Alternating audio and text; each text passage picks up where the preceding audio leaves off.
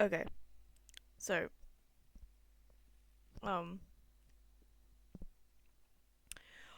Ireland. Uh, I don't know what that was from me, but you know, I am what I am. The headphones are finally working. I'm just stupid, is what I figured out about them. Um, mm, Get it quickly. Just come on, come on, come on, come on, come on, come on. Yes. Okay, cool. And we're here. Be YouTuber time. Okay, we got this. We got this. I'm gonna change a few settings in Discord because that's I have to be connected to Discord to be able to exist. Oh. Okay.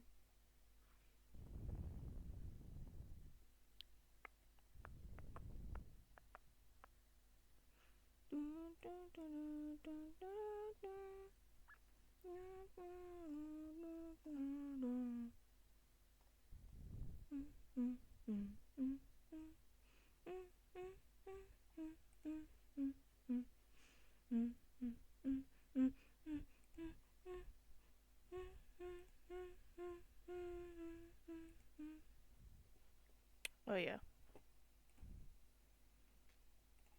Gotta turn off the Danganronpa music so this can play. We got it. We got it.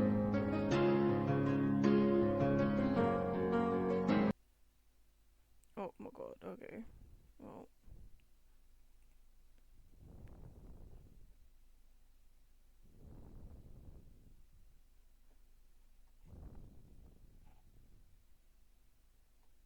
Cool. I'm gonna do this and then.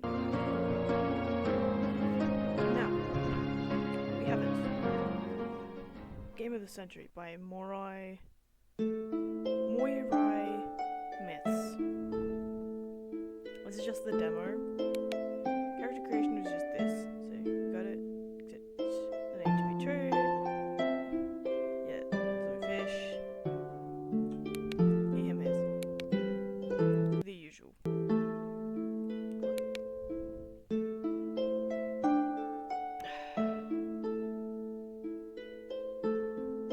I don't know which one of these to pick.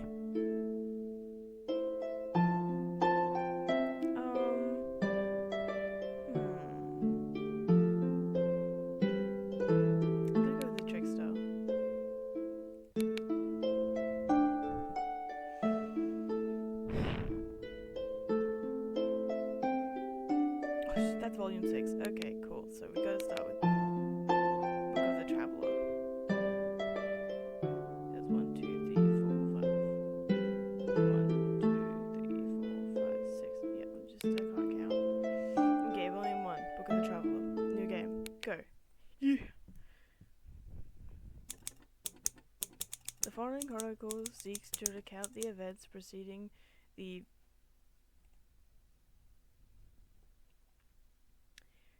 Aranuk. Cool. Aranuk. Aranok. Aranok. Okay, Aranok. The following chronicle seeks to recount the events preceding the Aranok's interference with the affairs of the legendary Tuatha Dé Danann. Tuatha Dé Danann, more contemporary known as Daoine Maithe. Daoine Maithe, which is the good people. We begin in 1845 during the initial onset of Undruchhael. Undruchhael, or Ungurtamór. Ungurtamór. I'm just literally learning Irish in the middle of the street.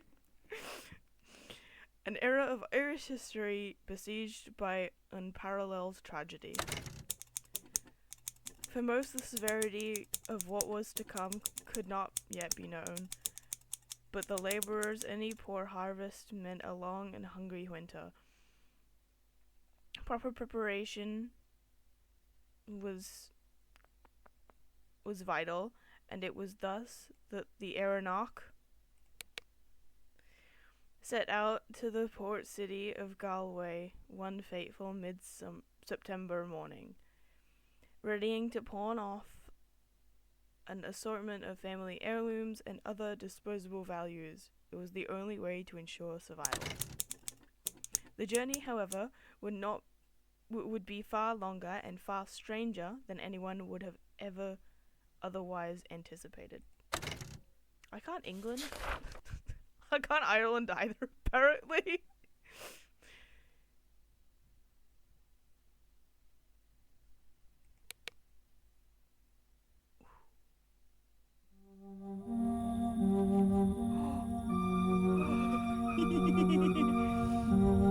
There's a dull ache in my belly. A hollow pang has been nagging at me to eat the wee morsel Mum gave me this morning.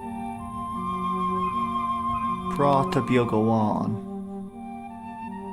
Prata bigawan. One small potato. I ignore it again, but not without effort. Endophone! Endocapraphone! Capra. Hello, Capra! I'm playing Irish game.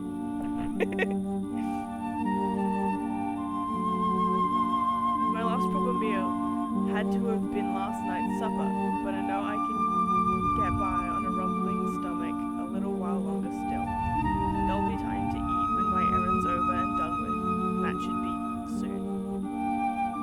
I hope.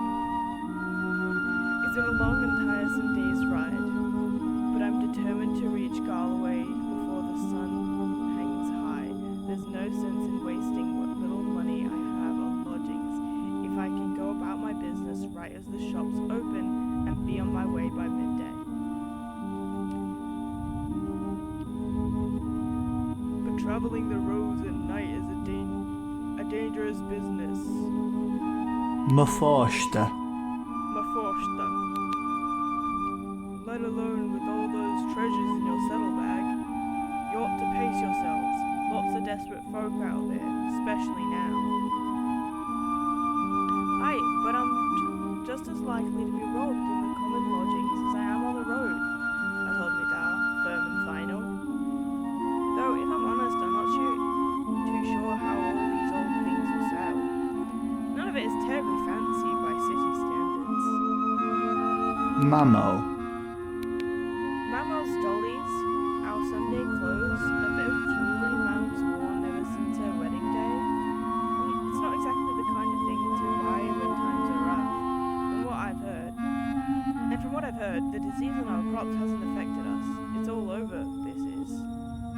Hasn't just affected us. It's all over, this is.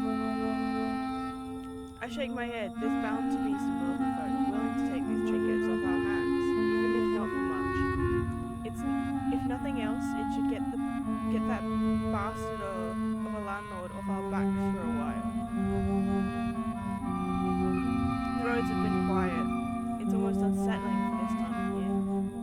Of course, it's no surprise that I haven't seen other travellers these past couple of hours, but even earlier today a few folks crossed my path.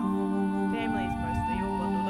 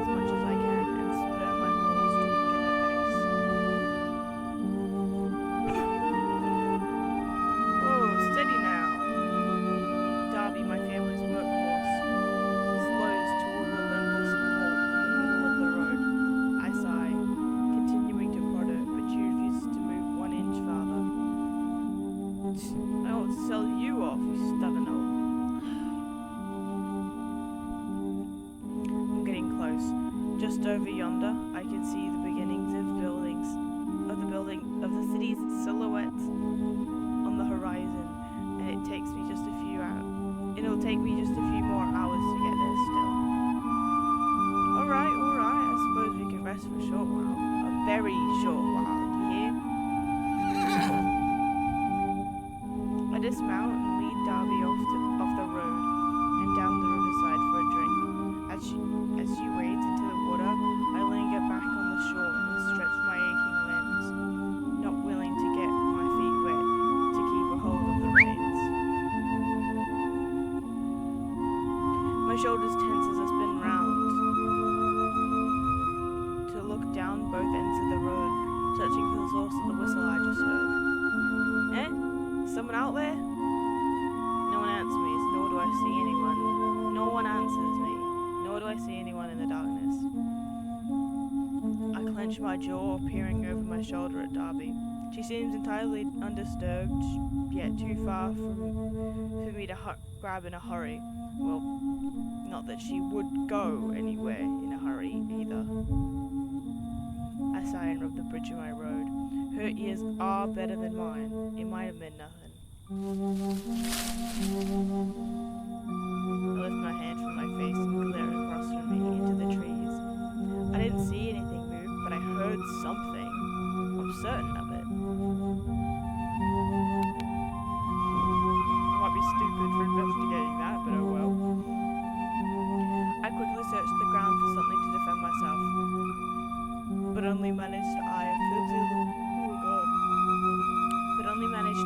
flimsy looking branch in the grass. With a grimace, I grab it and make my way across the road. It's no weapon, but it bite me enough to scare off a wild animal.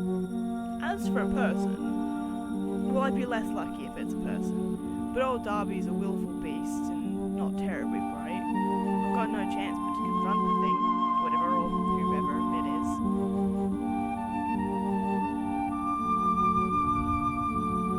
The thicket is as dense as it is dark, and more intimidating up close. Carefully, I hold the branch in front of me and prod at the underbush, pulling the foliage back to stare into the trees for any sign.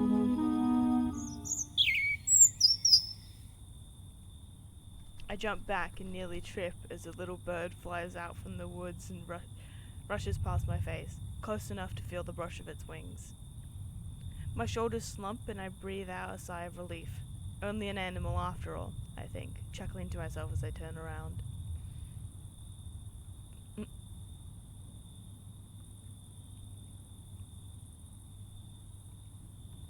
My jaw hangs slack as I finally spot the hooded person on the other side of the road, who somehow crept past me and now stands ready to hoist himself right onto the back of my dim-witted mare.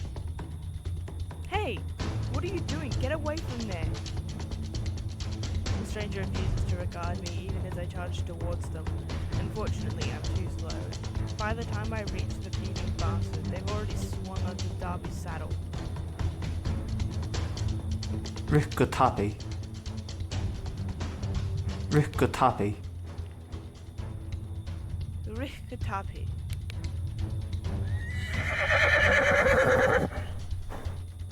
The stranger swats Darby's rear and spooks the mare into a frenzied gallop out of the river and into, of all things, the woods.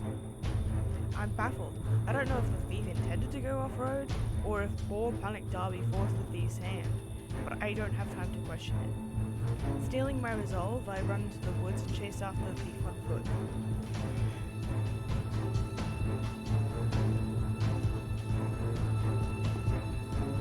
My chances of catching up are slim, but I have to try. I have to. The journey back is far too long to be sensible without a ride, let alone any money, without food. Even if I pressed on and made it home regardless, what would I say to my family when I arrive? I lost our money, our valuables, even our horse. We'd be... Jaw clenched, I run as fast as my legs will take me, bolting through the trees, barely able to see more than 10 feet ahead of me. With a path of snapped branches to guide my way. Luckily for me, the thief seems to be riding straight through the woods. Had they decided to veer in another direction, I'm sure I'd lose them for good. It is odd though. I can't imagine why the thief would choose to push further in. Would it not make sense to simply keep on to Galway? Where all those things would sell? After a while, I lose track of how long I've been running. All I know is I need to keep moving, no matter how tired I am, or how my gut turns and growls. Fortunately, just as soon as I began to fear that I'll never see the end of these woods, the trees began to thin out into a glade. I paused for a moment to catch my breath, but the strangeness of this place does not escape me. At first glance, I think that I must have gotten turned around or returned to the riverside, but the longer I look, I can see that this body of water is not a river at all. It's a small lake, surrounded on all sides by tall, jagged stones. I move closer on impulse and feel heat from the water rising up on pillars of steam. The surface also bubbles like a simmering stew, and if my eyes aren't deceiving me, the water looks red. Cod é an díobhal. Curry and Diva? What's all this? But of course I'm talking to air. No one else is here. No one else is here. Shite. My heart pounds as I spin around and search the ground for Darby's tracks. I can't afford to get distracted like this. The longer I linger here, the farther the thief gets. Thankfully, it doesn't take me long to find a fresh pair of muddy prints. They came out of the trees near the same spot I did, then halt abruptly, slowing to circle in a different direction. With haste, I go and follow this new trail, expecting it to wind back to the woods. But it doesn't. I stare down, beyond perplexed, as Darby's hoofs stop short by the lake's edge. For a moment, I considered the possibility the thief purposely waded into the lake to throw me off. But the longer I look into the water, I realize it's too deep. There's no gradual decline, it's just steep. It's a steep drop, dark, murky, and without end. If the thief did steer Darby into the water, they would have...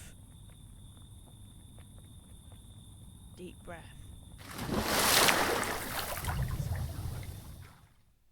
Thank God for sound effects. I don't have to, make a splash noise.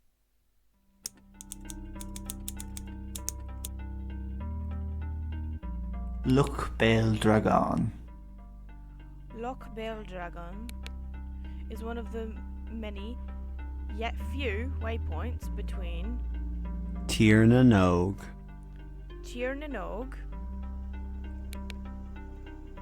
and Inishfall. Inishfall. Hidden away and forgotten by most, it stands unique for its relative ease of access and longevity.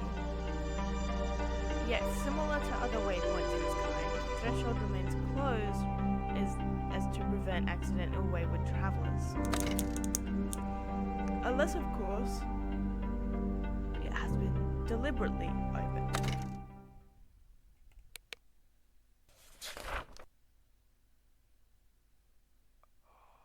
The Green Note.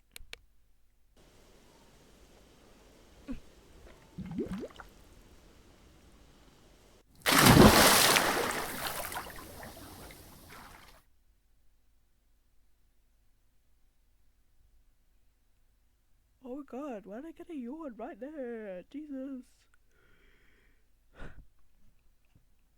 After flailing in the water for God knows how long, I finally find the surface again and drag myself onto the lake shore. It takes several ragged breaths before my vision clears. Did that cheeky bastard try to drown me? I look around to see if I can work out which direction the thief went, but nothing looks familiar. No, it's more than that. This isn't the same lake I fell into, nor even the same grove. The ruddy water is now bright and clear, adorned with lily pads. The familiar oak and ash trees are gone, replaced by mossy gnarled willows and yews. The roots run so deep that they cascade into the lake, and everywhere I step is bursting with wild flowers. The forest is so overgrown that the treetops almost block out the sunlight that suddenly sprung up. Oh god. The forest is so overgrown that the treetops almost block out the sunlight that suddenly sprung up over the horizon. But despite the abundant shade, I'm perfectly warm. There's a slight breeze, but it's as soft as a kiss, spring-like. It's awfully unusual for September.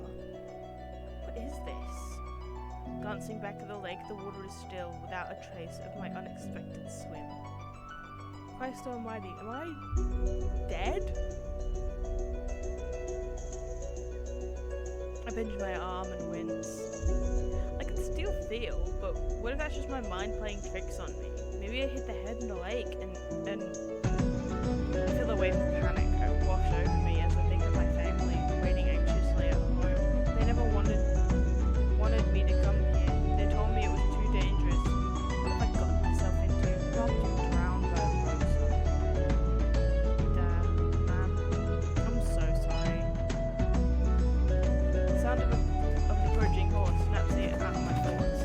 My heart skips a beat without me over hearing anything it might be Darby. Who's out there? In the name of the Queen, I order you to show yourself.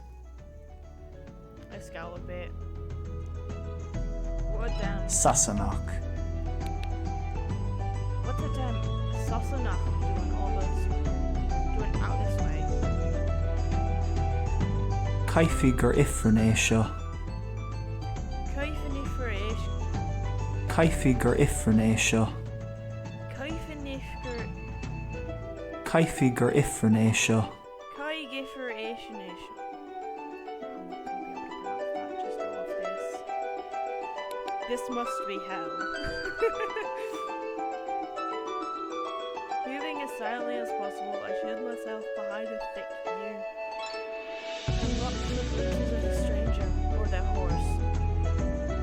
Up ahead, beyond the twisting limbs of the stars, I see traces of a dirt road. Darting between the trees, I advance closer, angling for a better vantage point. As I reach the tree line, I pause. The strangers come into view, like I'd hoped, but now I can start making out some details. A pink sash peeks out from the foliage, which appears to be draped across some kind of cloth armor. I squint. Is that a spear? What's the military doing roaming around with spears? They're quite short for a soldier too. It's just getting odd. I slump against the tree, my wet clothes feel heavy and my back beginning to ache with tension.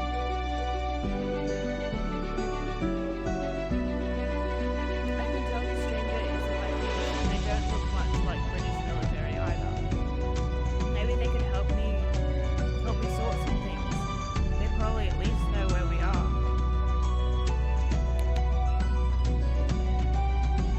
Sitting here feeling sorry for myself right now. They may even be able to point me home, or to the pearly gates, I suppose. Though, truth be told, I'm beginning to doubt that possibility. I can't quite put my finger on it, but I don't feel dead.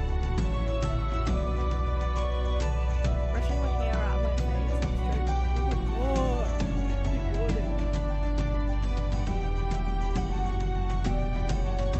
Brushing my hair out of my face and straightening my clothes as best I'm able, I march out from the trees and over to them. When they see me, they come to a halt. Hopefully that's a good sign. However, as I begin to get a better look at their face, I'm momentarily taken aback. The rest before me is unlike anyone I've ever seen. For one, their eyes slope to unnatural points and are settled under... Bleh, oh my god.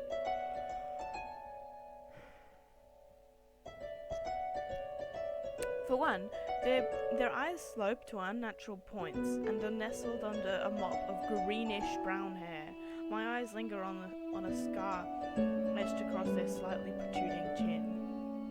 I stand up straighter, but quickly look away, careful not to reveal too much surprise on my face. No wonder things have been so strange. I'm not dead, but they're not human. You'd easily mistake it from far away, but face to face, there's no question. It's one of the... Let's see here. Ace she. It's one of the air sheep.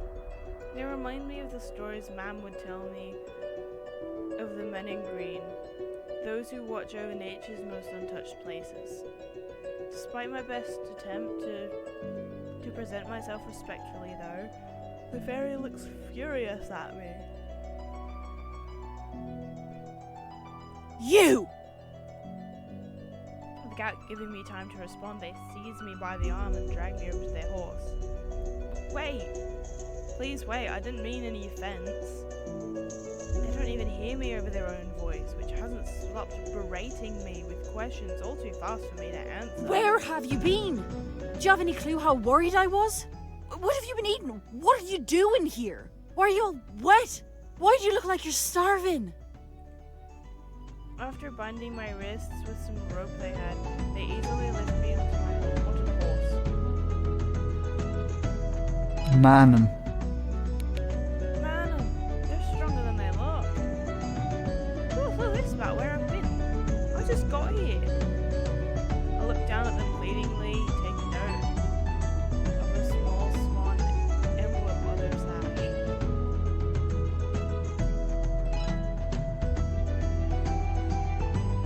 Wait, hold on now. You've got to listen to me. Whoever you think I am, you have the wrong person. Unfortunately, my words fall on deaf ears. To be honest though, the more they shout at me, the less angry they sound. If anything, they're acting more like a concerned parent. Sighing heavily, I slump into the saddle, now acutely aware that I'm being kidnapped by a fairy. At least I get a break from walking now?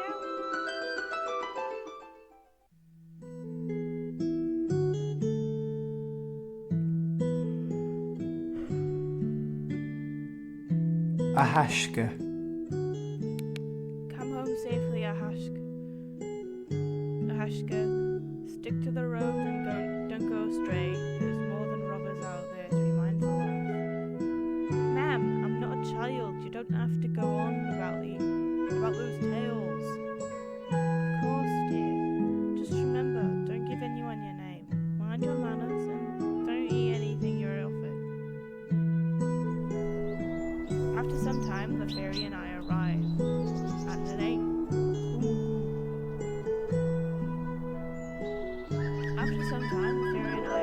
at an ancient-looking stone structure. The area is still and quiet. We're obviously the only ones here, save for the wildlife, I suppose. Foliage blooms all around us, filling the air with the sweet scent of wildflowers. The fairy silently helps me off the horse. They stopped yelling a while ago, so we were forced to travel in sullen silence. As they lead their mare to the stables, I awkwardly fiddle with the rope around my wrists, but it's no use. It's too damn tight to wiggle off. I take in my surroundings and spot a flourishing fruit and vegetable garden off to the side.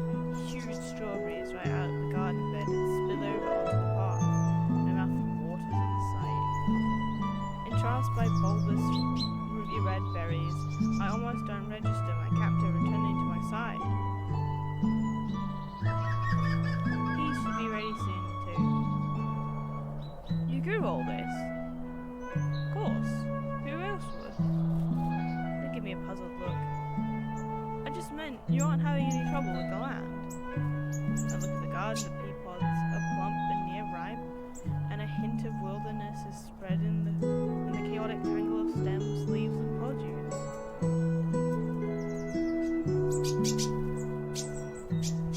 My thoughts turn back to our struggling farm. People are waiting for me to return. My stomach churns and the encroaching hunger from the smell of strawberries turns into nausea. I suppose whatever this place is, the blight hasn't come to it. Trouble? Why would I have trouble? Honestly, what has gotten into you, Daona?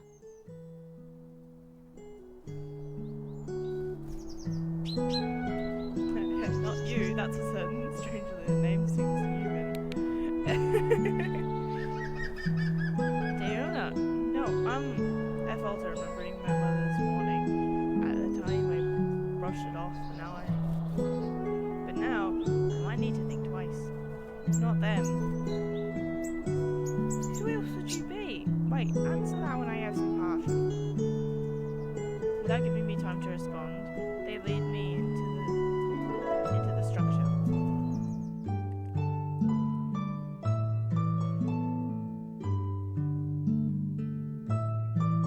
The bottom floor is surprisingly cozy, especially given the formidable exterior. Someone has gone to great lengths to make it feel like home. The hearth is warm and comforting. Potted plants and handmade dolls are scattered about, and there's a faint smell of baked bread lingering in the air. They guide me over to the small two-person table. I'll be back in a moment. As I wait at the table, not much else to do, and then my eyes wander over the decor. The tatting of the lace of this doily is done so well. I wonder if the fairy made all these things. The dolls, the doilies, the knitted blanket on the back of the armchair. I nervously eyed the comparatively crude monstrosity propped up in the corner, which I assume is some kind of training dummy, by the arrows in the torso, and the words "Traitor King" are scrawled across a sign slung over its neck. It's not a testament of the dummy king's villainy. I suppose some things never change, no matter where you go. But what is it guarding? When the fairy doesn't come back immediately, I use the opportunity to rise and check. It's a holding cell, a remnant of this building's purpose, perhaps. Before the fairy made it a home. Peeking through the bars, I scan what may be my future. Death by allergies. There's a lumpy-looking hay bed, a suspicious blanket, and a thick layer of dust that covers everything. Better that than a skeleton, I suppose. Looking around the room some more, I spot a desk in a far corner, covered with scattered maps, notes, letters, and some wayward knitting materials. The maps have writing all over them, and the notes mention something about possible sightings that catches my eye. I'm gonna leave it alone. I don't think I want to die. Nah, I'd better not. I don't think that they like me poking around the things. Instead, I decide to warm myself in front of the fire, since my clothes are still quite damp. As I'm staring at the mantel, though, the oddest creature I ever did see pops out from the nook in the wall, naked as the day he was born, and walks along the stone surface to glare at me. His potato-shaped torso is thin, pale, and waxy, and a mop of dark brown curls sits atop his lumpy, mouse-like head. I'd have half the mind to think one of those doilies just sprung to life, if not for how ugly the little fella is. Hello? The tiny man begins waggling a knobbly finger at me and speaking incoherently. There's quite a bit of range with the features of these fairy folks, isn't there? Just not in temperament. I get the impression he isn't very pleased with Daona as well. Yeah. I'm not who you think I am, so you're working yourself up over nothing, alright? The man throws up his arms before plopping down on the mantel and crossing. Rumi was real upset about you going missing. My captor returns, sitting a plate and cup on the table in front of me. The plate has some fresh-smelling bread and honey. The cup has milk. Rumi? What can I say? The name you gave him stuck. He seems to like it, I guess. He was all worked up with you gone, ate all my cheese, too. You'd think he was gonna search all of Tirnanog for you. Even the unseelie bits. Maybe not wild full on my cheese, though. Wait, did they say Tirnanog, the land of the young? Like the stories of Oisín. Oisín Neve. I know that. I know Neve, and I know how to say it, because I ultimately named it. That might explain a lot of things, like the jump in seasons. I've heard that time works differently in places like this. Yeah. That also means a lot more time might pass without me realizing it. Oh dear. This isn't good at all. Even though I can feel my stomach start to ache with hunger, I can't stop thinking about what might happen if I eat the fairies' food. Every child in Ireland gets warned against eating anything from the other world. Is it the same for the land of the young? I didn't poison it. Go on then. I'm not hungry if it's all the same. You're lying. I already told you I didn't poison it. I don't think you poisoned it. I'm just not hungry, okay? Fine, but I still have to ask you some questions before I put you back where you belong. Put me back where? I hope they don't mean in that cell. What do you mean where? Tever. Tever, of course. What's wrong with you? Why are you messing around with those potions again? Maybe you lost your memory. I told you about being careful. It's me, Shay. They shout the words at me even though they're right in front of me. I'm not deaf. I already told you. You've got the wrong person. I'm not whoever you think I am. Shay just shakes their head and sits across from me. They take out a scroll and begin scrolling quickly, mumbling to themselves. Finally, they look up at me. So, what were you doing by the loch? The quill pauses as they wait for my answer. I can explain. I take a deep breath before launching into my story. I was on my way to Galway. Galway? What's a Galway? Oh, I suppose they don't know where that is. There's a place on the other side of the loch. Inishfall. You went to Inishfall? Ireland. I didn't go there. I'm from there. Like I keep trying to tell you. Well, of course you are originally, but you know you're not allowed to open the waypoint without... Daoine, that's dangerous stuff to mess with. There has to be some way I can convince you. I was just minding my business when a thief stole my horse and pushed me into the lake. When I stumbled out, it spat me up instead of here instead of there. I'm not Daoine. It's just a mistake. She hesitates as they decide if they believe me. They go and pull a small bronze hand mirror out from the desk before handing it to me. Just me staring back. I'd expect a different face to be looking into the mirror. Still looks like you to me. How is this possible? Who is Daoine?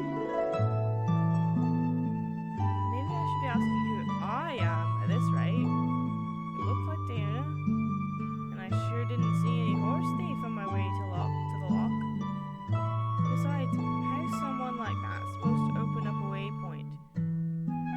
That sort of thing's far beyond the skill of a single person. You realise how absurd this story sounds, right?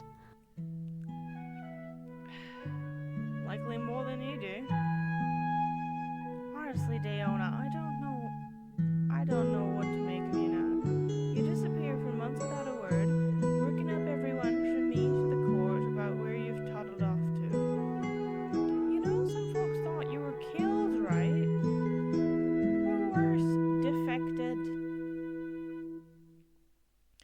I bet if I hadn't had been coming down for my rounds, you wouldn't have even thought to come by the outpost and let me know you weren't dead. Now you're spinning all these tall tales.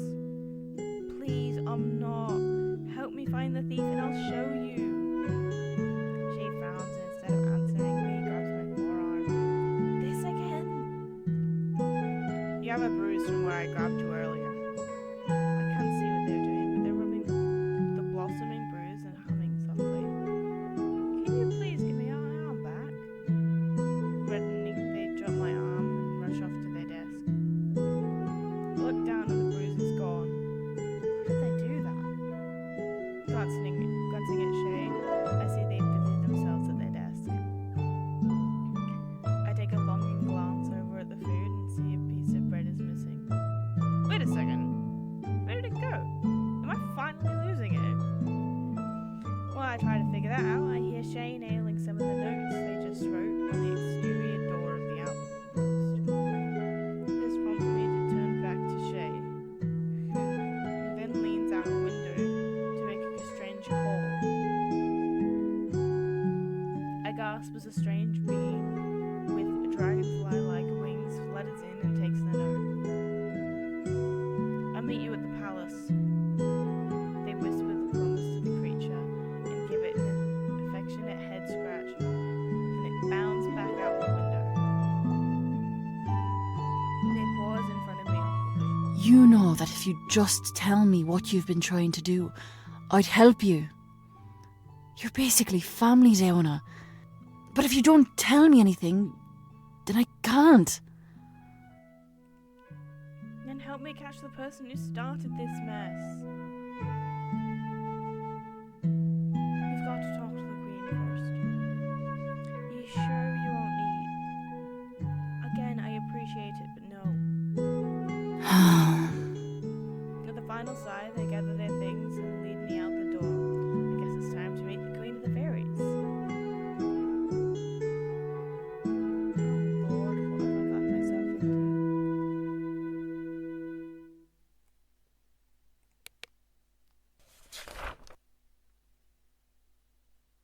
And Master Ruin, the Master of Secrets.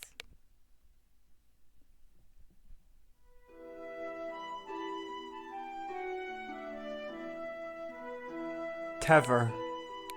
The ride to Tever is quiet. Shay keeps glancing warily at me, like they want to ask me more questions, but change their mind every time.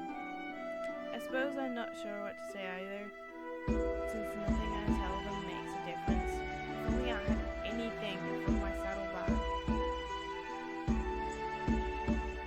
As we approach the city, we ride through the farmlands of the outskirts. The fields are all flourishing and ready to harvest, even though it feels like a beautiful spring day. We finally make it to the city gates, an imposing wall at the base of an enormous hill. Perched on top of the hill is a palace, where I can only assume I'm being taken. My panic begins to rise as we get closer. I don't find a way out of this. I may never get home. And who knows what else this Daoine I'm supposed to be has done. If Shay is this hungry, imagine what the Queen must be thinking. At least if I run, I might have a better chance of getting home.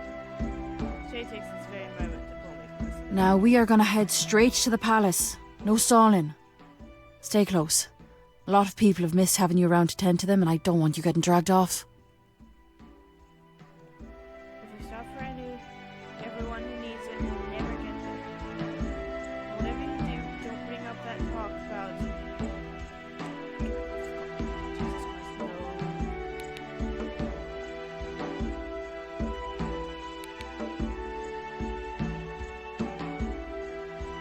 Whatever you do, don't bring up that talk about Inish Fall. Inish Fall. Okay. And whatever you do, don't bring up that talk about Inish Fall. I expect the Queen won't be taken too kindly to hearing the court druids trying to flee the country. What? What now? That sounds important. Shay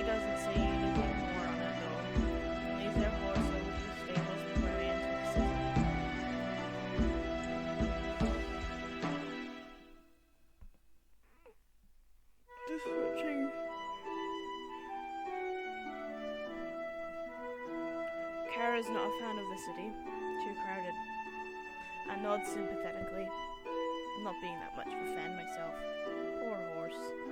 Darby isn't nervous around people. The old girl doesn't seem to even pay attention most of the time. Alright there, she. Been a while since you've been up. Just escorting the druid back. Then I'm back to the post. It takes all my willpower to snort at the idea of being escorted. Inside the walls, the city is bustling with activity. The people there, like Shay, are all mostly human-looking, save for the pointed ears and a few strange, otherworldly hair colors. A giant canal runs through the main thoroughfare, and stores and homes are all inside gorgeous marble buildings. The blooming flowers that litter every corner and crevice fill the air with their pleasant aromas. Manum. I don't know what to expect. It was never like this. I crane my head as we walk to see as much as possible. Down the alleys I catch glimpses of shabby row houses and outlet stores. Shay and I walk side by side. They have a firm grip on my bindings. At first I'm annoyed by the short leash until an elderly woman suddenly grabbed my arm. Her bony grip locked around it. Leona dear, I was so worried when I heard. I thought to myself, now who's gonna make me weak Kieran's medicine? I feel a bit bewildered. Getting picked out from the crowd. Seems Shay is the only one fixing Leona. As I prepare to respond, Shay quickly comes up. Not just now, Mr. Boy. I promised to get Daoine back to you, but first we've got to see the Queen. Of course, of course. You can around too sometimes, Shay. She leaves without a fuss, and it isn't until she's out of sight that we continue on. I feel my stomach churn as we walk. While no one else approaches Shay and I feel the abundance of eyes on me. It's how well known is Daoine. Are they some kind of doctor? I don't like this. How am I gonna get out of here if the whole damn city knows my face? We come up to a busy crossroads filled with all sorts of food and local vendors.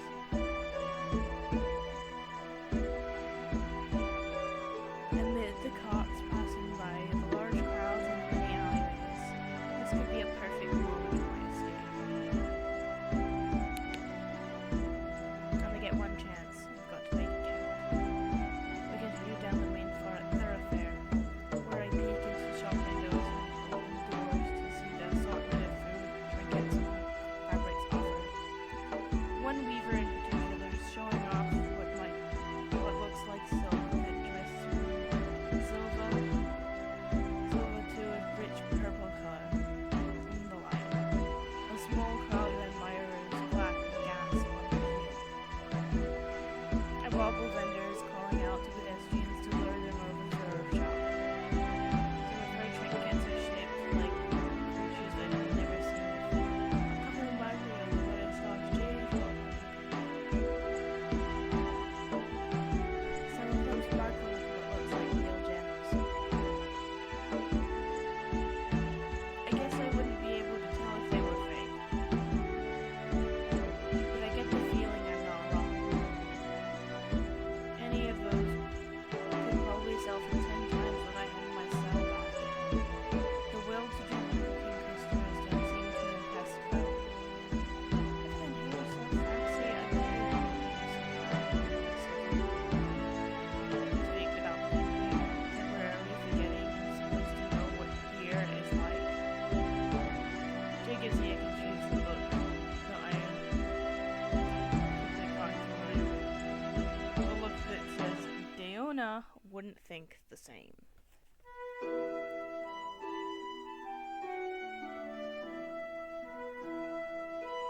guess if you don't look too hard. I mean, you know how it is to stop mid-sentence as though remembering my story. Maybe they're finally starting to believe me. Whatever they're thinking, they probably shaped the thought out of it. Anyway, you know how it is. Put the nice stuff up front so no one sees what's happening in the back. Of course, you know this lot don't care much anymore. Could be worse, I guess. Most people are doing alright now that the Queen lets you come down here and help. People like that. I wonder what Daoine does from the city. If the Queen is letting her walk through and come down and help. It must be pretty necessary. Even so, very problems are the least of my concerns. Right now, I'm just trying to deal with my human problems. Speaking of which, we're approaching a busy intersection. This might be a bit of a trick. We step into the street just in time for a carriage to come bounding towards us. Put my feet into the dirt and defiantly refuse to budge. Forcing Shay to either let go of the rope or be run over. I feel them to release the rope with seconds to spare. We both stumble backwards as the carriage driver shouts upstairs. The traffic continues to flow, pushing Shay and I further. Oi! You stay right there! I can barely see them in the crowd now, and I use the first opening to flee the first alley I see. Sorry, Shay, but I can't afford to be dragged into more fairy business. I'm in way over my head as it is. As I run, tall market buildings begin to obscure the light in the alley, shrouding it in a bit of darkness.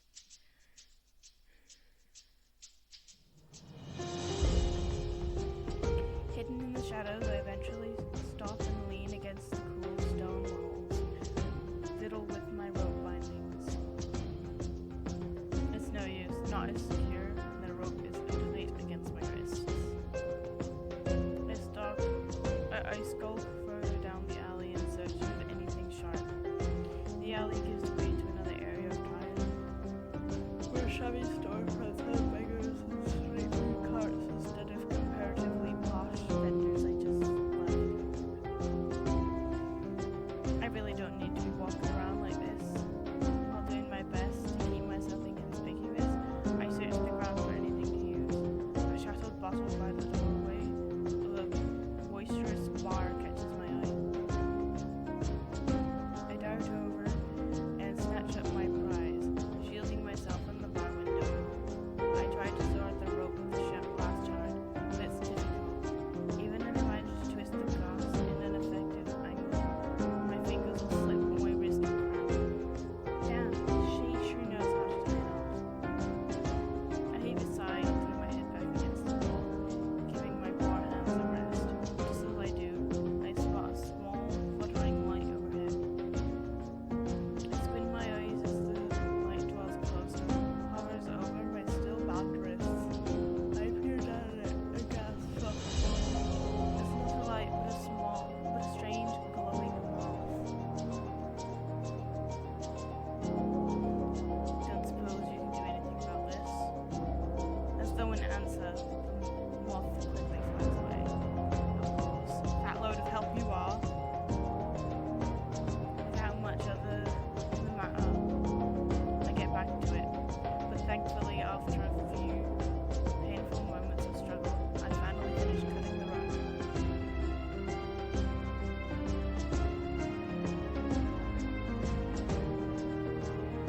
As soon as my aching wrists, as I'm soothing my aching wrists, the glowing moth returns. A little late, aren't you? I'm talking to a magical fairy moth now. Well, well.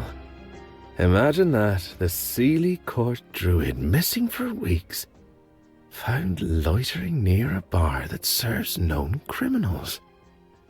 What will people say? Brandishing the glass shard, my turkey faces me. A tall, slender man stands behind me, his face half obscured by shadow. The moth flutters near him, even though he pays it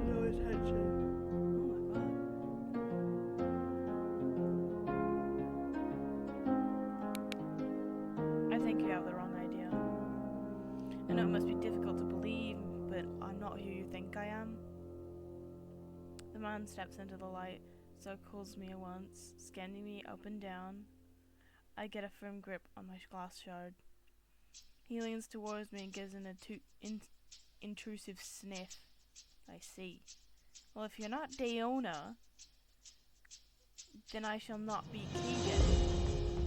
Keegan whispers in the next part in my ear. Shall I whisk you away somewhere that is not the palace? I take a step back. No, thank you. Maybe I should stick with the Daoine a bit after all. Alas, I have no choice but to escort you back. The manner in which you were escorted is entirely up to you. What does that mean? Though while I am not wholly opposed to force, I prefer the gentler route. So either go willingly, or he will drag me. I look up at the palace towering over the city. 10 minutes. I really have no choice after all. I dejectedly walk alongside him as he ventures through the alley. It's very convenient that I ran into you here. I was just meeting with an associate regarding your whereabouts.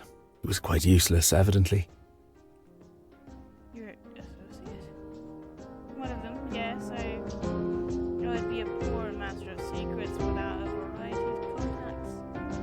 Master of secrets? What kind of is that some kind of fancy word for a spy? I guess that makes sense.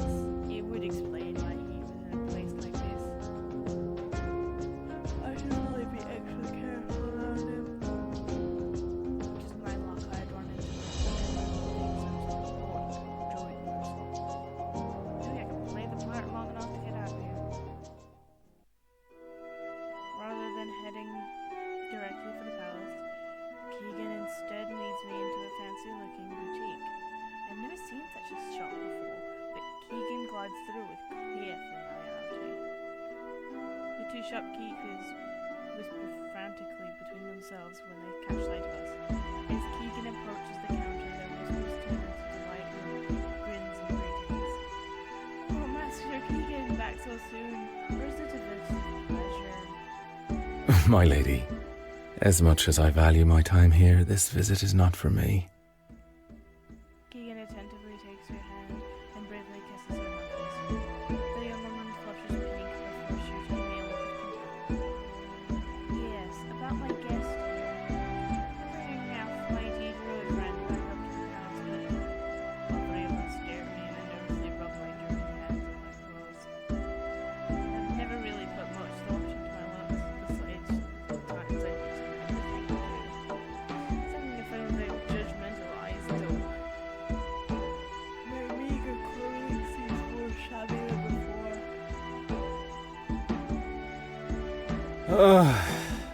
You can see the problem. I simply cannot present the druid in this state. The queen would be devastated. Mr. Keegan, how considerate. The queen is truly blessed to have such a man in her court. Now. Now, good sir. The pleasure is mine. I can't tell if Keegan is being sincere or not. The people behind the counter don't seem to care either way. They rush to bring me into the sorcerer's outfits, while fawning over him. Suppose he's pretty hot. The couple never speak to me directly, instead they talk to Keegan about me. I do notice that they seem to be shooting nervous glances at the glowing moth that dressed bothers me. I don't seem to like her moth very much. I'm not sure what possesses me to speak up. Why do the fact that the shopkeepers keep ignoring me? The lady shopkeeper shoots me a ugly look before I take it to the fabrics. If Keegan sees it, he says nothing. Ace she. The ace she usually isn't allowed inside. This couple is kind enough to make an exception for my will-o'-wisp. I stare dumbfounded at the fluttering mask.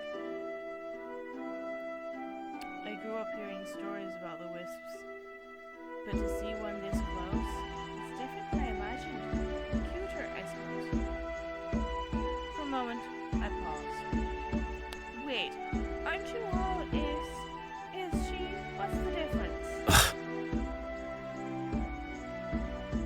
As soon as I say that, the couple both stare at me horrified. Keegan looks caught off guard. Maybe they're just starting to believe that maybe, possibly, it was telling the truth from the beginning. I'm not really thinking. And just perhaps, just a small, little perhaps there. You've returned much more vulgar than before. Intriguing, but unbecoming. What if I'd asked the difference between you and a horse? It amounts to the same thing. As you well know, they were already here when we, the two a day, were driven to Tirnanog. It's a foul human conflation to assume we're the same. Huh, so they're not fairies then. Or at least a different sort. Enough so that the conflation would cause offense. My first time in the fancy shop, and I installed the owners. I'm not sure if Keegan cares about what I say, but I get the feeling the wisdom means more to him than he lets on, else he wouldn't keep his horse. I think Master Keegan, the maid captain or the emerald gang. Keegan seriously considers each option before grabbing both and walking over to me. He knows the outfits will make things happen. Let's let the wearer choose, shall we? Fabrics are high quality silks, and they were earned in a lifetime of patrons. I have to find a way out of this before I end up in deep trouble. Mahara.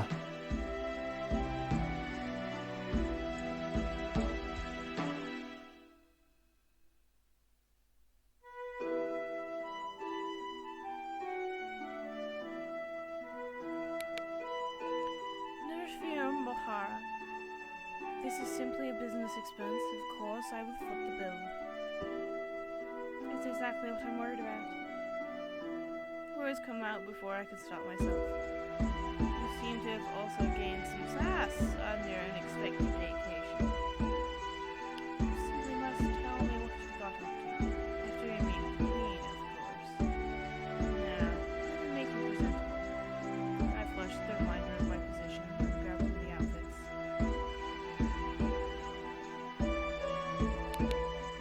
I set all on the chapter. An ankle-length robe pulled together around the midsection of the sash. It seemed rather like Keegan's, except his attire came from trousers. I put in a chiffon tunic instead, shanks around the same length. The fabric of the chaftan is the same color as wild carrot, and golden thread forms an intricate knotted pattern around the trim. Despite the longer sleeves and multiple layers, the outfit feels feather light and airy. Once I'm finished changing, the shopkeepers gesture me over to a large silver mirror so I can see myself in full. How do you feel? You're masters of their craft. They are. The clothes fit me as though they were made for me, and not hastily grabbed from a pile. I run my fingers along the fine stitching and feel how impossibly light the fabric is. I can see why Keegan frequents this shop so often. As we approach the counter, the tailors both watching me and trying. They may be snooty, but they also take a lot of pride in their work. I must say, you did not disappoint me. Once again, I'm in your debt. Oh, you flatter us, Master Keegan. Your patronage is thanks enough. Of course, we enjoy your more casual visits. As do I. For now, I must return to the palace. I'll send payment along with what I owe from my personal order. Keegan continues to discuss the details in between their saturine compliments. By the time we leave, they have invited him for tea no less than 3 times. Meanwhile, I can't stop thinking about what it means that I accepted these clothes. Keegan says I won't have to pay. The fairies, whatever kind he fancies himself to be, don't just give things away for free. It make it to the palace, for a moment I am struck by its opulence. Intricate canals and waterfalls decorate the grounds. Then pink roses cover a significant portion of the lawn. We're greeted by a grandiose marble staircase and a large pink banner bearing the same swan of roses I saw back at Shay's house. The stone is carved into a mix of antiquity and long sinuous lines that give the palace a beautifully unique appearance. Moss and roses grow along the ground walls and cover the elaborate fountains in green and pink so that there is a trace of wilderness about the place. The palace feels old, too, but not in a bad way, more timeless than anything. If I wasn't terrified for my life, I'd love it. It's the most grand building I've ever seen. Keegan seems unfazed by the grandeur as he casually greets the guards and guides us through the gates, then over a bridge. Watch your step, Mokara. It's a long way down. I raise my eyebrow and glimpse over the side of the bridge. When I have to force myself not to make any sudden movements. I expect to see a lake or something down below us, but all those waterfalls are just flowing into some great big pit. I can't even see the waterfalls. Instinctively, I walk over to Keegan until we've put some bit of distance between us and the pit. As we enter the palace itself, servants and nobles line the halls we pass through, whispering behind their hands, staring close at me.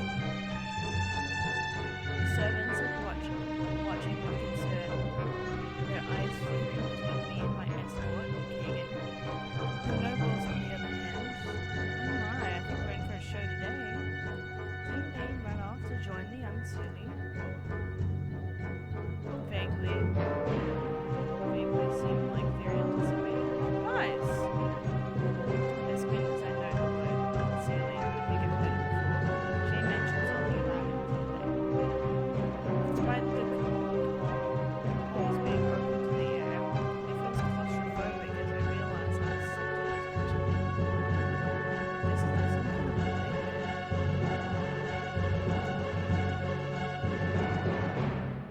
As we make the long journey down the hall, I can't help but think whatever the Queen has in store for me can't be worse than this. Quite impolite, aren't they? Gawking so openly. You'd think they'd have better things to do. Yeah, you'd think. Is he trying to make me feel better? I give him an anxious smile in return. Keegan blocks me from the crowd as he leans over to hold the door to the throne room. His expression changes, his voice drops so that I only eye him. Are you ready to go in?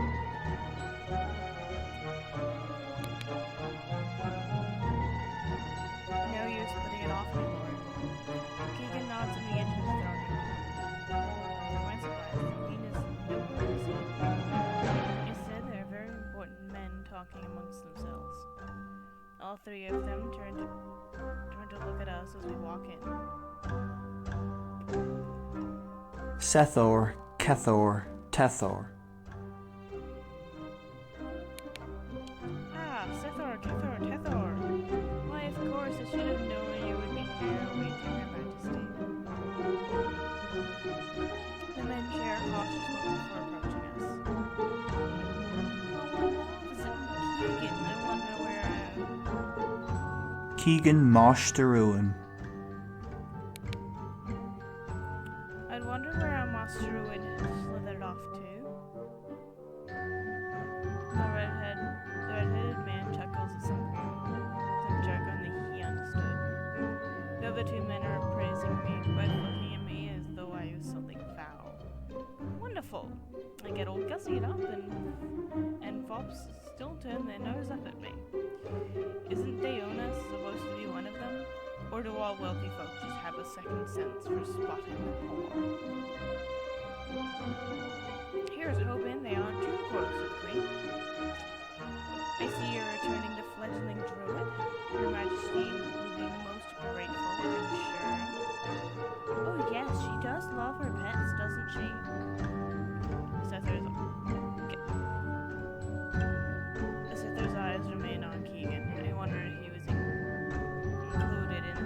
I only do as she asks of me. I'm sure Her Majesty will feel the same about you. Hmm? And what are you implying by that, Master Secret? Her Majesty must be reliant on us all to watch out for her best interests. After all, rulers these days are dropping like flies. No? The courtiers, sure. Furtive glance. The Keegan gives no indication of his Sutter's fate.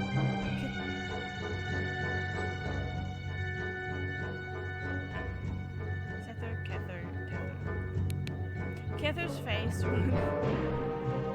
brushes through several expressions before saying however, you don't get the chance to hear his response.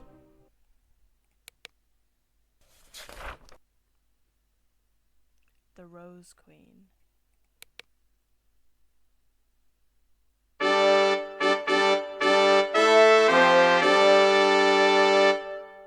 Before the sneering courtier can fumble in a final retort, a chorus of trumpets erupt through the throne room, ceasing all chatter around us entirely.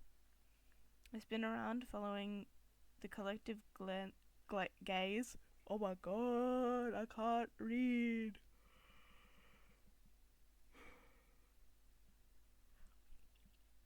I spin around, following the collective gaze of the court until it settles on the back door, where an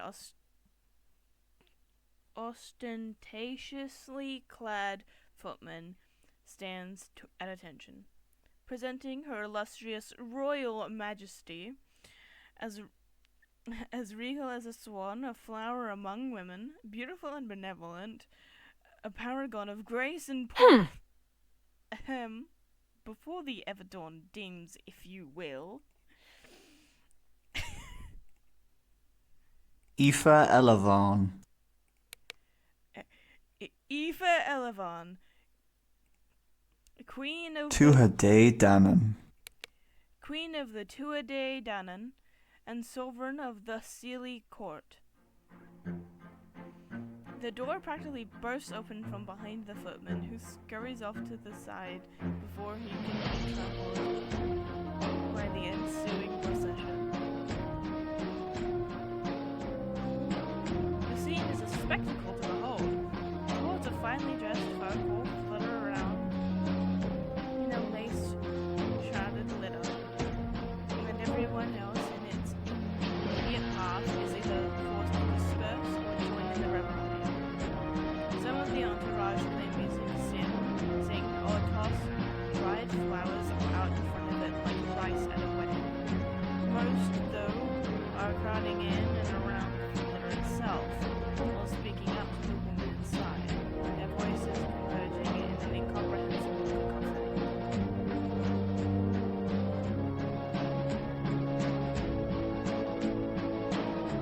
I'm thinking we made a step towards us, feeling almost compelled to get a better look, but no matter how I strain my light, and I can barely see past all the other people at this point.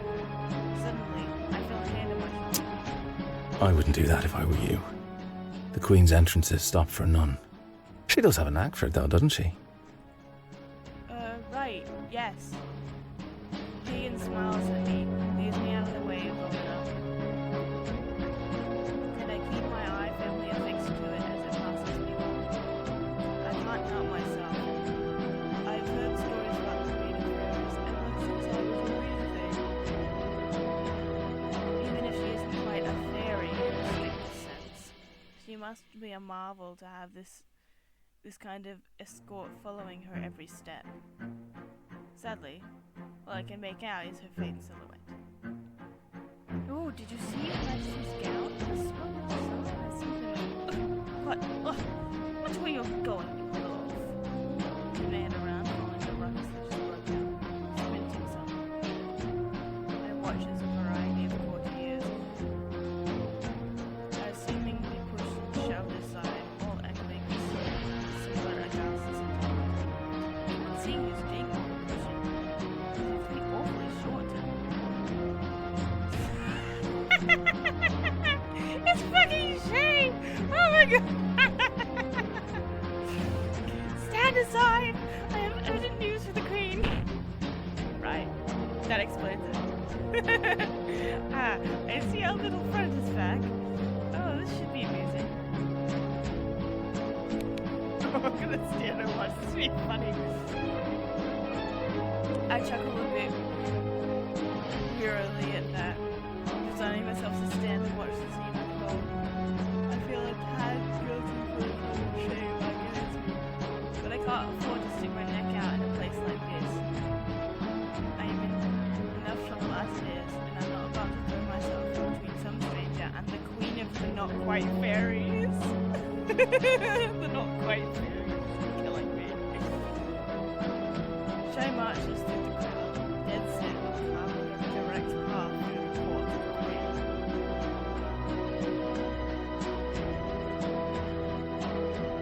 The nobles and courtiers curate. There's noticeable shouting now, though I can't make out any of the specifics. Oh dear. Not one for decorum, are they? Eventually, Shay manages to strong-arm their way to the court, but they're stopped from reaching the Queen by one of her personal guardsmen. But Shay doesn't seem like they care.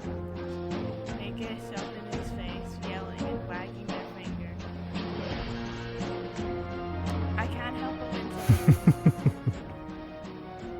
I see they've gotten themselves into a shouting match. Funny, foolish, but funny.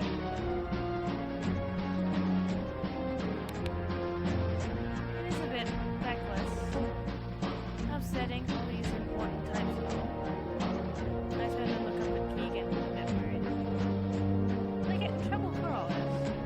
It depends. On what? If the Queen is pleased to see you.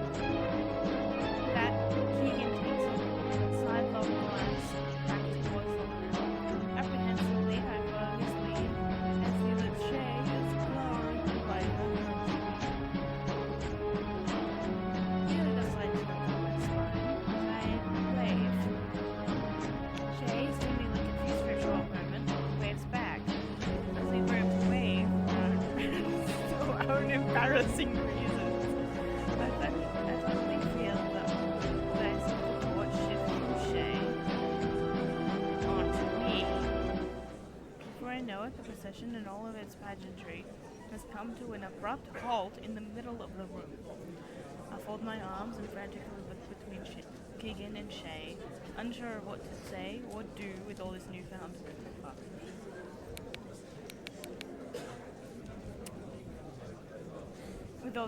attention on me. But neither of them seem like they're going to do much of anything, given Shay is understandably a bit mad at me. Keegan, well, he just seems like he'd rather watch me squirt. Christ, why did my double have to be the most conspicuous bleeding person in the whole of the other world? Hello there, Oh my gods!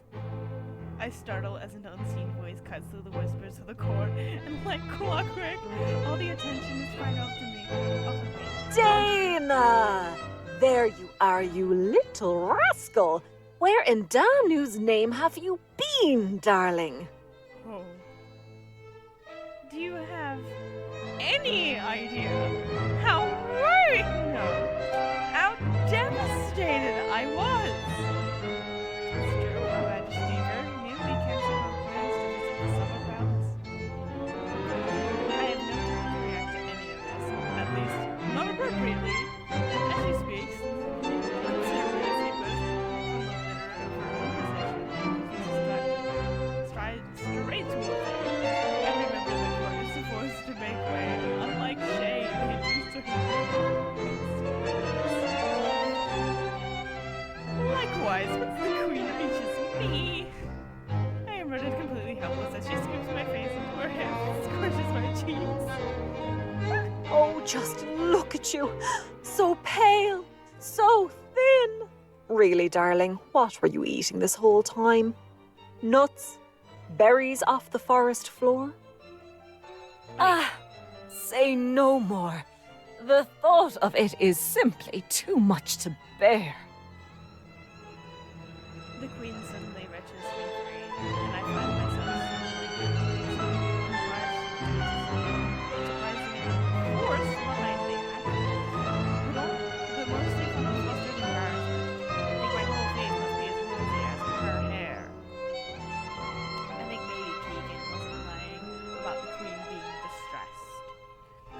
Keegan, I ought to kiss you or at the very least reward you for what you've done here today. Though I suppose I wanted to surprise the High Master of Secrets would be the one to bring out dear, sweet, darling Daoine.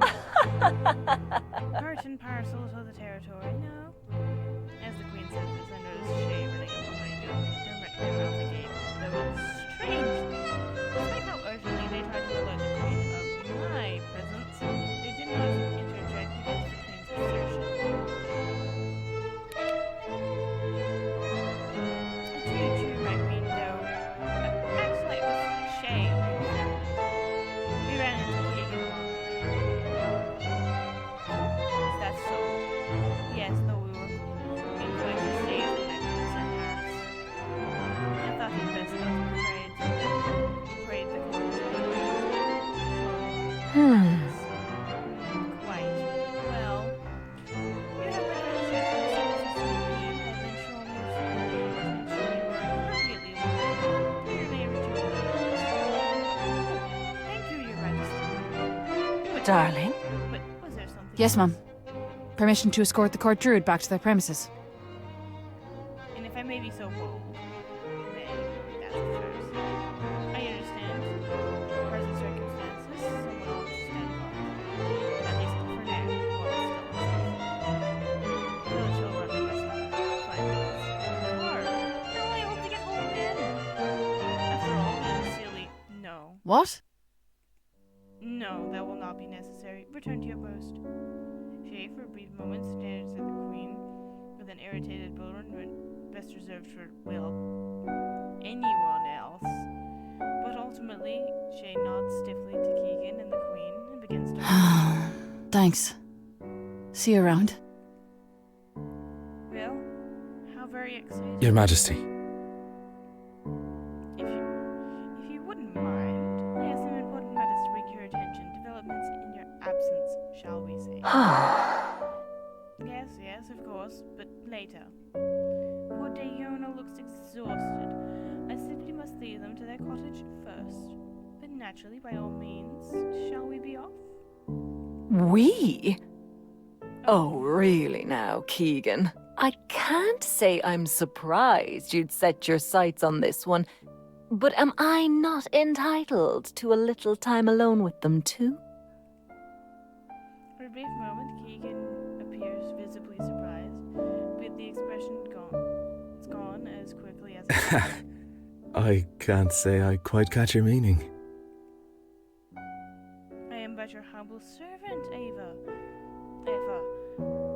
Perhaps I merely wish to bask in your presence, engage in an intelligent conversation. No doubt, but there is no need to flatter me, Keegs. It is perfectly natural in my eye for you to be intrigued by how Daoine here.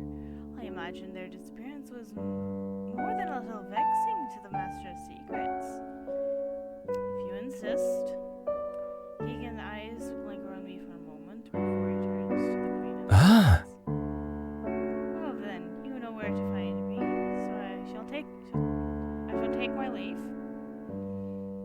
Keegan bows politely to us, but before he goes, he catches my hand and places a kiss on my fingers. Slán go fáil, Daoine. Until we meet again. Incorrigible, that one. With that, the queen spins around and clasps her hands together. The court will adjourn for today in light of newfound developments. As you were, gentlemen.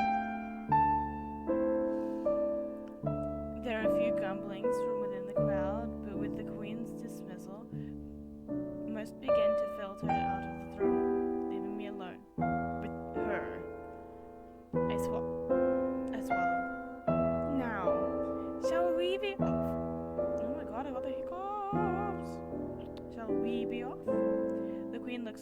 expectantly.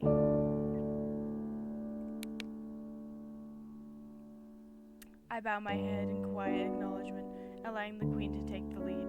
Though, if I'm frank, it's just a battle I can manage with what the butterflies whirling around my stomach.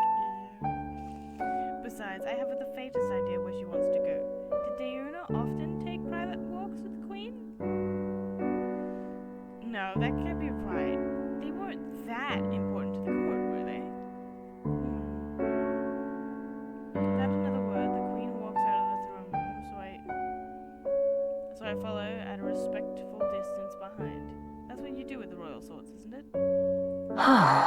My oh my! It seems our Dana has up and vanished yet again. Whatever shall I do? Your Majesty? Abruptly the Queen stops in the Oh! hallway. There you are. Thank goodness. Do keep up, darling. If I wanted to talk to air, I would simply ask you to put her along behind me as I do. Oh, of course. The slight blush on my cheeks, I sheepishly quicken my pace until I'm standing beside her. Apologies, Your Majesty. The Queen clicks her tongue. Gracious, enough of that. We are no longer in the public eye. Between us two, Aoife will do just fine. Alright, Aoife. Much better. With that, Aoife leaves me out of the palace. Into the gardens. I can't help but gasp. I've never seen such immaculate gardens. The flowers, the waterfalls, the pond. It's like something out of a picture book. They are pretty, no? I can never quite get used to it either. That was some delayed voice acting. Really? Didn't you grow up here? I bite my tongue. In hindsight, the question was a bit impertinent. Sometimes I forget how new you are. No, I didn't grow up here. I took my first walk through these gardens on the day of my coronation. I raised my eyebrow at her, a bit perplexed. I wouldn't claim to be privy on the ways of royalty, let alone fairy royalty. Wouldn't a princess be raised in the capital? It is lovely out, though. Can you hear the birds chirping? Say, I understand if you're a bit too tired, but would you care to walk with me a little while longer? There's no need to rush to your abode. I paused for a moment, thinking it over. On one hand, the Queen may very well just want to take a stroll with me, but on the other, I can't quite get a proper read on her. She's certainly opulent and a touch melodramatic, but there's something else there behind that aristocratic smile. There's something unpredictable, something I can't quite place. I don't know if I can trust it. And while I'm still play acting as Daoine, it may be best to keep a low profile and avoid being alone with these people as much as possible. Then again, who am I to refuse? She's given me a choice, but is it one, really? I rub my chin for a moment, then sigh. Well, I suppose I wouldn't mind taking the long way around. Darling! Wonderful! With a smile, Aoife proceeds to pull me down a winding path lined by great big bushes of flowers and wispy willow trees. A gentle wind stirs up all the smells into the air as we pass the pond, I feel a cool mist against my skin. I feel remiss only calling it beautiful, but I'm no poet. Beautiful will have to suffice. Though, if I'm honest, I can't help but feel like there's something unnatural about it too. All the flowers seem so fresh, as though they're all just bloomed today. I wouldn't say that, and would stay that way forever. It's nothing like the flowers in Ireland, so fragile, imperfect things, and so quickly gone. What are you thinking? I jump a little, jostled out of my thoughts by Aoife's question. As I go to meet her eye, I'm surprised by the way she's looking at me. Almost sad, pitying, maybe, thinking. Your expression seems very solemn. Feeling homesick. I swallow, feeling a little color leave my cheeks. Daoine. The druids are not the only ones familiar with Driocht. Driocht, you know. I squint, a little confused. I'm not sure I understand. It was not particularly well kept secret that you wish to leave us, Daoine. And by your appearance, the change in your aura, you succeeded. You returned to Isenfall. I take it was not quite what you were expecting. Truthfully, I sympathize. You are not Tuatha Danann. This was not supposed to be your home. And sometimes longing for that which never was can be just as painful as longing for something lost. But I digress. Darling? I trust not that you've undergone this pilgrimage. You are here to say yes?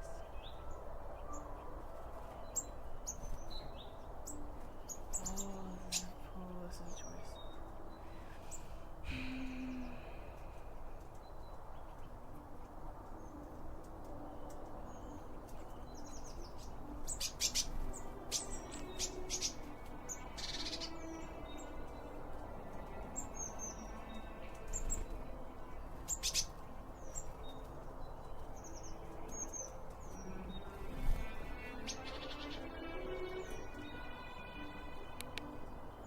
I chew on the inside of my cheek. Of course I can't tell her the truth.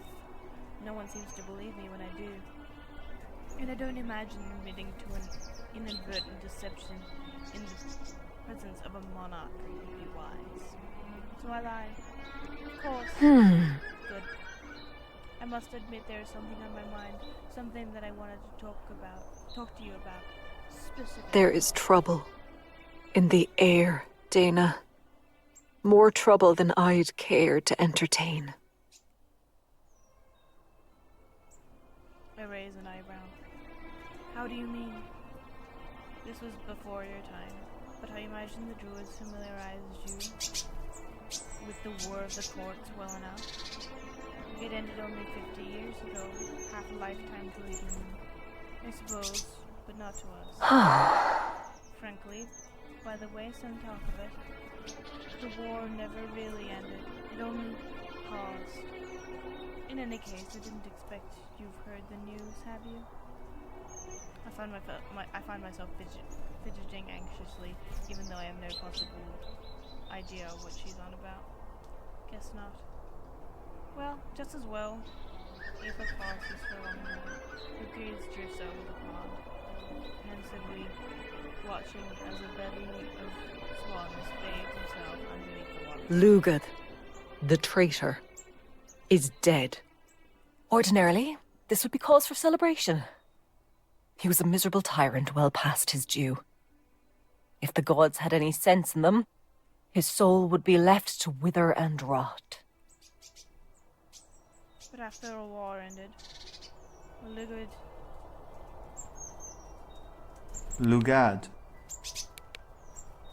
Lugad was left impotent and uninterested in furthering his ambitions. His son, however, is young and full of vigor. I see. So what does that mean? It is too soon to be certain, but it is widely believed that the man is as much of a hot-headed fanatic as his father was. My court already whispers of war. This land has already seen far too much violence. Aoife grows quiet again, then looks at me expectantly. My throat dries as I rack my brain for anything useful or even comforting to say to me.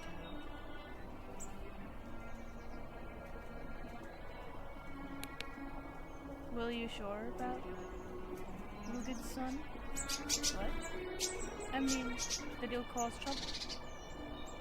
Aoife stares at me a good long while, but her eyes seem far away. Eventually, she turns her face from me entirely and finds Darling.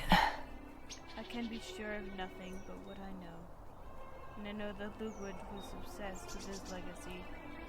Was as obsessed with his legacy as he was with his self-purported divinity. Being the so-called rebirth of Luke. Lou. Yeah, of Luke.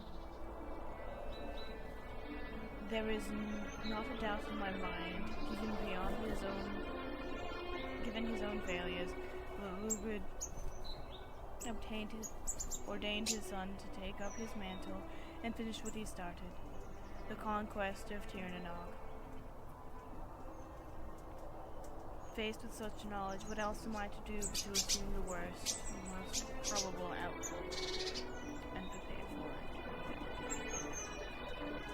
I can't answer her, not rightly at least, but an important question burns at my mind.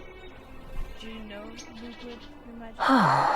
We all did, all too well. But let us not dwell on him. He is dead, and sooner he is forgotten, the better. Besides, there is still something else we need to discuss. In the coming days, I may need your assistance. For the sake of the realm. What? You sound so surprised. The Druids have always been invaluable consultants to the kings and queens of the Tour de Denham, you know. Even in matters of war. But I'm just a human? Yes, well, I believe that's a good thing in this case. You have no stake in this fight. Your eyes are new, your perspective clear.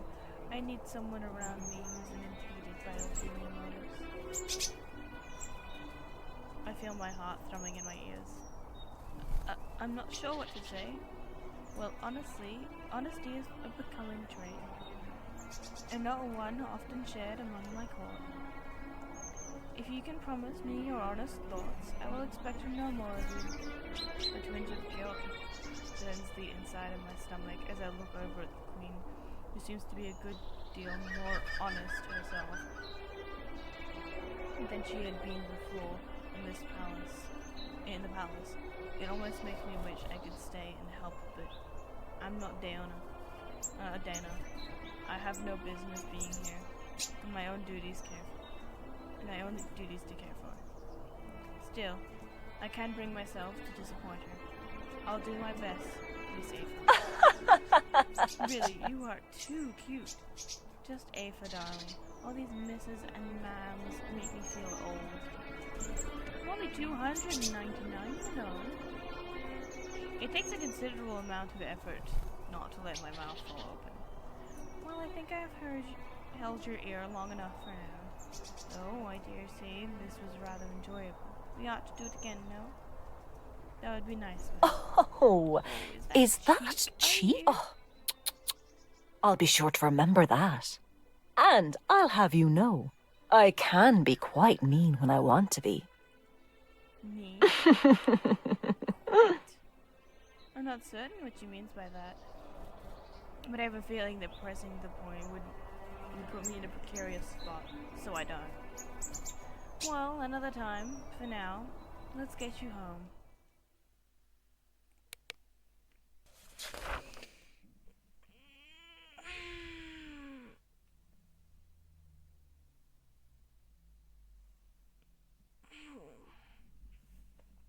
I'm gonna go with a short stream today, cause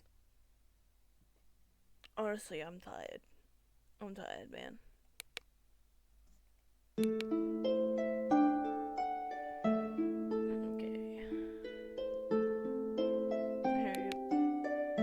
Here we can look at the glossary.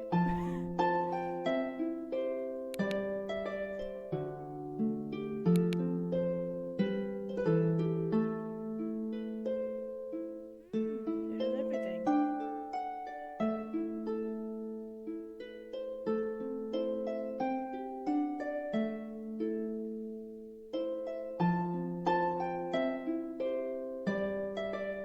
Bod Jarrog.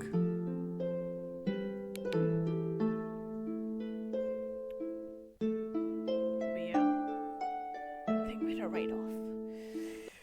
Cause I'm honestly tired.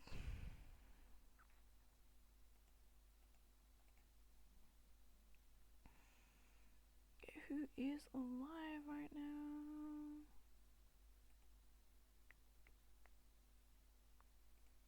Gonna raid y'all off to Refabupona.